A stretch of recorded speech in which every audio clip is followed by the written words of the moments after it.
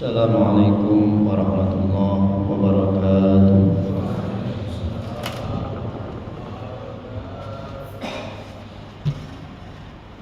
Allahu Akbar, Allahu Akbar, Allahu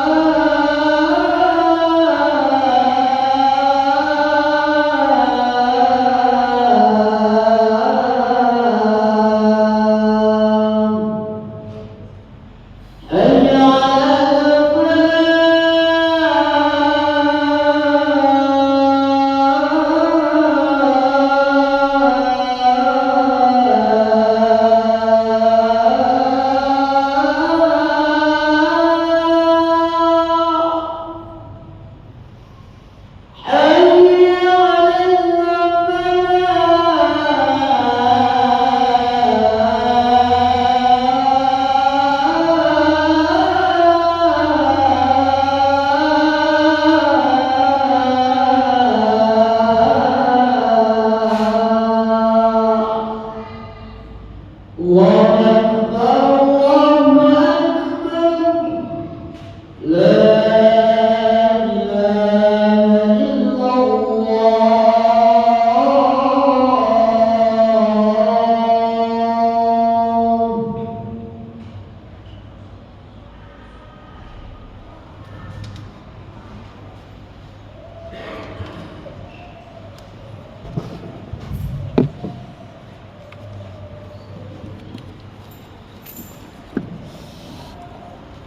الحمد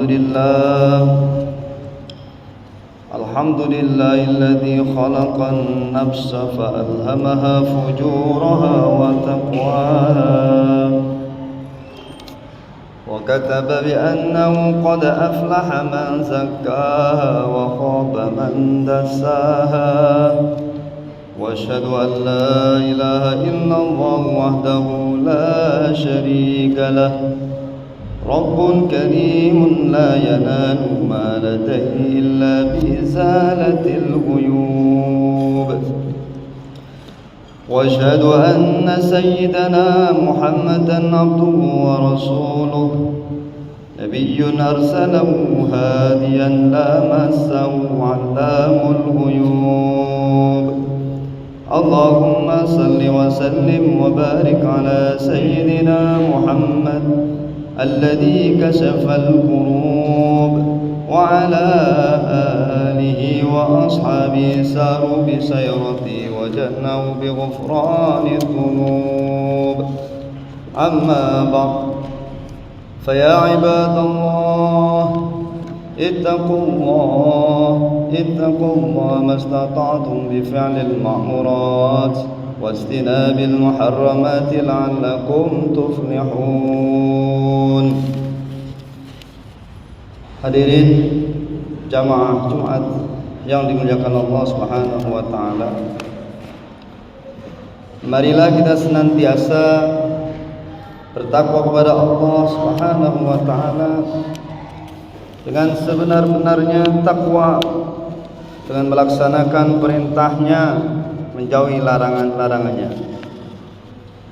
Sudah disahihkan oleh para ulama bahwa ketika Allah menghendaki kebaikan seorang hamba, maka Allah memperlihatkan aibnya, lalu Allah menolongnya, Allah mempermudah, Allah menghilangkan aib-aibnya tersebut sedikit demi sedikit hingga menjadi sempurna.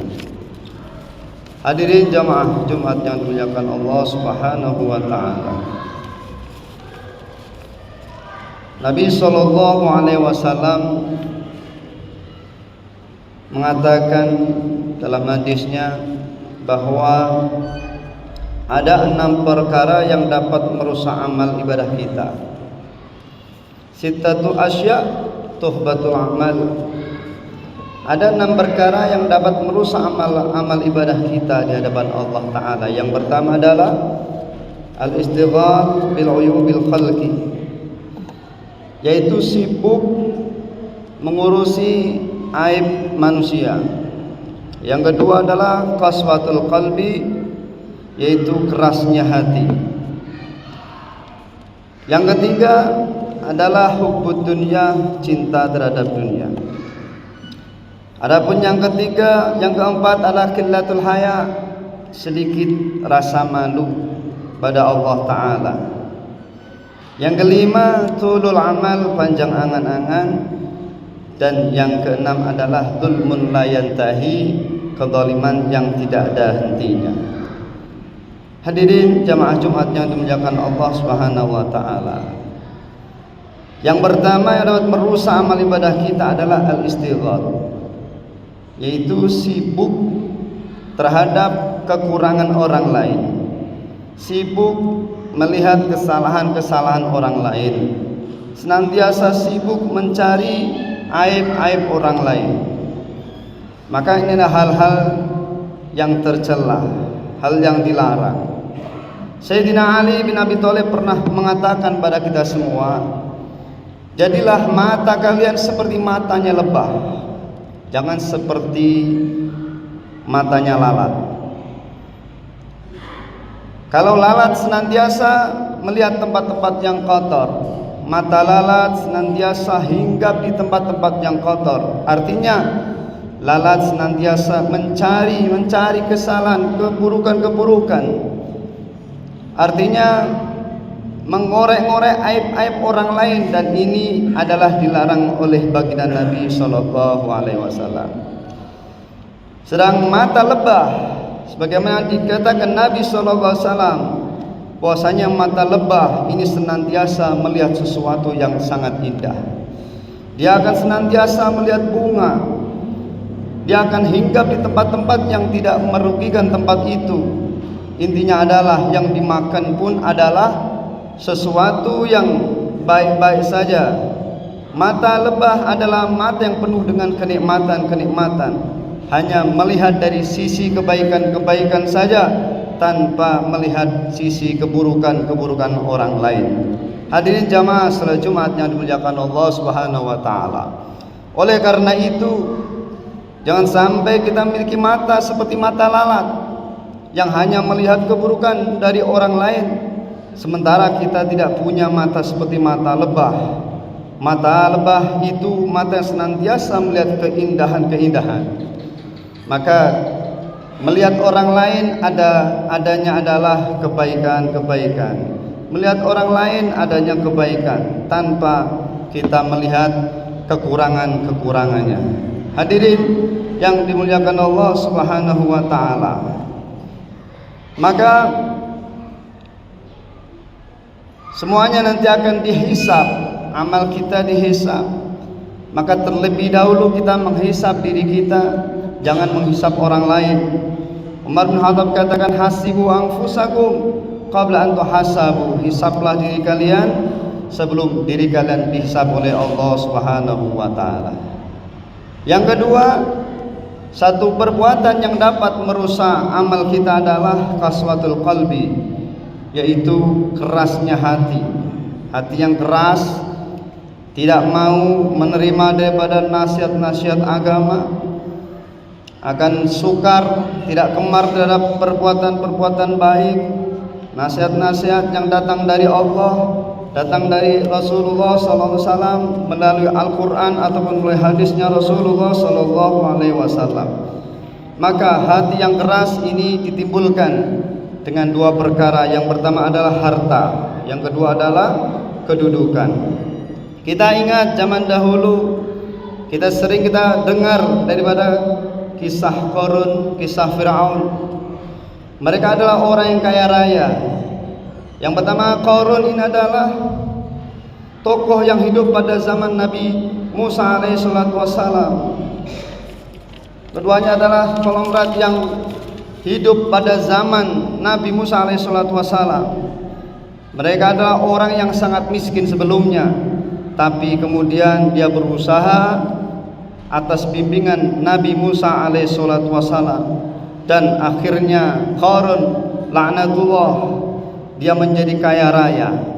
Kemudian pada suatu hari Nabi Musa datang pada Qarun, meminta zakat kepada Qarun untuk meminta kepentingan dakwah umat, meminta zakat untuk maslahat dakwah, maslahat umat. Tapi Qarun laknatullah alaih katakan, ini harta saya dapatkan bukan dari Tuhan Musa laknatullah, akan tetapi harta ini saya dapatkan dari hasil jerih payah saya sendiri, sehingga dengan keringat saya sendiri saya menjadi kaya raya. Dan ini Qarun membangkang pada ajaran Musa alaihissalatu wassalam, membantah daripada dakwanya Nabi alaihissalatu wassalam. Kemudian seketika itu Qarun laknatullah alaih menerima azab dari Allah Subhanahu wa taala, bersama hartanya dibenamkan dalam tanah. Begitu juga Fir'aun laknatullah alaih, dia adalah orang yang keras hatinya. Jangankan mendengarkan ajakan Musa alaihissalatu wassalam, menerima ajakan dakwah, bahkan dia terang-terangan mengaku dirinya sebagai Tuhan. Akulah Tuhanmu yang paling tinggi. Inilah kesombongan karena mengakibatkan hati yang begitu keras. Maka bagaimana penawarnya agar hati ini senantiasa lembut? Maka banyak-banyaklah kita berzikir, banyaklah kita ingat kematian pada Allah, banyaklah kita membaca Al-Quran. Dikatakan hati yang keras ini ibarat hati yang berkarat, ya. Nabi katakan, inna hadil quluba tasda kama yasdal hadid idza asabahul ma. Maka hati yang berkarat ini sebagaimana besi yang berkarat. Maka penawarnya adalah kasratu dzikratil maut wa tilawatil Quran. Banyak kita mengingat mati dan kemudian banyak kita membaca Al-Quran. Bagaimana menjadikan Al-Quran sebagai pedoman hidup kita. Kemudian kita mungkin pernah diperdengarkan doa-doa oleh para ulama ketika kita punya anak yang masih kecil, yang sudah keras hatinya, ketika dia tidur di kepalanya, maka kita ucapkan, kita doakan, ya Allah, lembutkan hati anak saya. Allahumma layyin qalbah kama layyantal hadid di Daud. Sebagaimana engkau ya Allah, sebagaimana besi yang dilembutkan oleh Nabi Daud alaihissalatu wassalam. Inilah salah satu ikhtiar kita. Kita berdoa kepada Allah Subhanahu wa taala agar diri kita, hati kita, hati keluarga kita, hati anak kita senantiasa diberikan hati yang lembut, tidak diberikan hati yang keras sehingga tidak mau mendengarkan daripada nasihat-nasihat agamanya Allah Subhanahu wa taala yang menjadikan rusaknya amal ibadah kita. Hadirin jamaah Jumat yang dimuliakan Allah Subhanahu wa taala. Yang ketiga yang membuat amal kita rusak adalah hubud dunya. Cinta dunia ini, orang yang mencintai dunia ini segala-galanya, ini seakan-akan dia tidak akan hidup tanpa dunia. Maka sehingga hatinya buta, siang malam dia sibuk terhadapnya tanpa mengingati akhiratnya Allah Subhanahu wa taala, perintah-perintah Allah Subhanahu wa taala juga ditinggalkan. Dan itu semua adalah nanti akan dipertanggungjawabkan Allah Subhanahu wa taala. Daripada umur kita, waktu kita, harta kita, ini akan diminta pertanggungjawaban oleh Allah Subhanahu wa taala. Masa muda untuk apa digunakan, ilmunya diamalkan atau tidak. Tetapi terhadap harta ini ada dua pertanyaan. Dari mana harta itu didapatkan dan untuk apa harta itu dibelanjakan? Hadirin yang dimuliakan Allah Subhanahu wa taala. Inilah satu daripada penyebab amal-amal kita rusak, maka bagaimana kita hindari? Yang keempat adalah qillatul haya, yaitu sedikit malu. Rasa malu itu sedikit sehingga dia akan gemar bermaksiat kepada Allah Subhanahu wa taala. Iman dan malu senantiasa berkaitan. Apabila seorang sudah tidak punya rasa malu, maka imannya lepas. Ketika imannya lepas, maka dia sudah tidak punya rasa malu.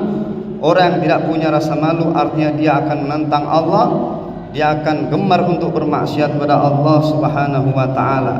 Dia tidak sungkan berbuat maksiat kepada Allah Subhanahu wa taala, sehingga kapan saja, di mana saja akan berbuat dosa, berbuat maksiat kepada Allah Subhanahu wa taala. Yang kelima adalah tulul amal, yaitu panjang angan-angan, yaitu meyakini bahwa seolah-olah dia akan hidup dan tidak akan mati. Padahal orang yang beriman itu di dunia adalah ladang-ladang untuk menanam nanti di akhirat. Ladang kita bercocok tanam dan kita akan panen hasil nanti di akhiratnya Allah Subhanahu wa taala. Maka tulul amal, bagaimana panjang angan-angan, apa yang dia pikirkan adalah perkara dunia, bangun tidur, mau tidur kapanpun, tidak ingat pada akhirat, hanya ingat pada perkara dunia. Maka orang ingin enak terhadap dunia itu sah-sah saja.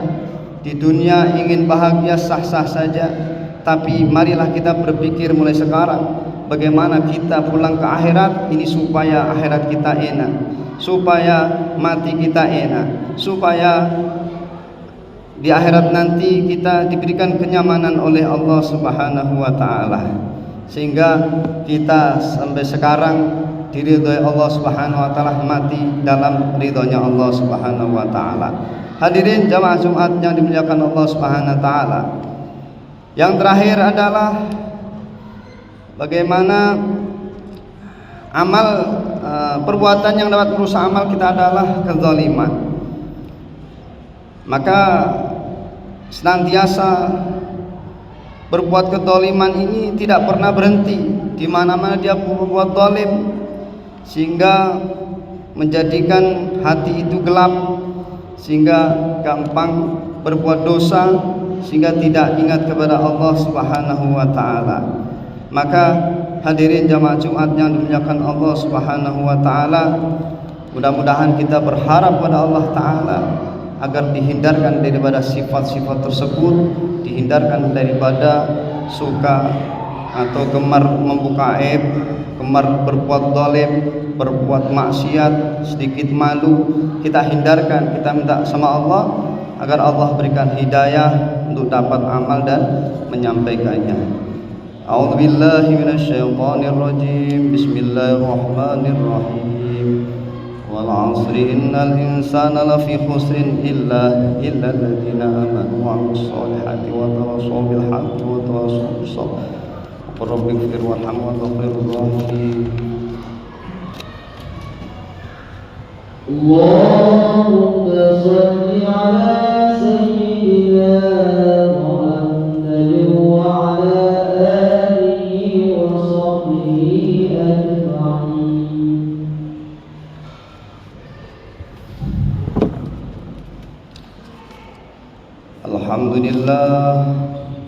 Alhamdulillahi ala ihsani wa syukru lahu ala taufiqi wa imtinani. Wa asyhadu an la ilaha illallah wahdahu la syarika lah. Wa asyhadu anna sayyidana Muhammadan abduhu wa rasuluhu adda ila ridwani. Allahumma salli ala sayyidina Muhammadin wa ala alihi wa sahbihi wa sallam tasliman katsiran. Amma ba'd.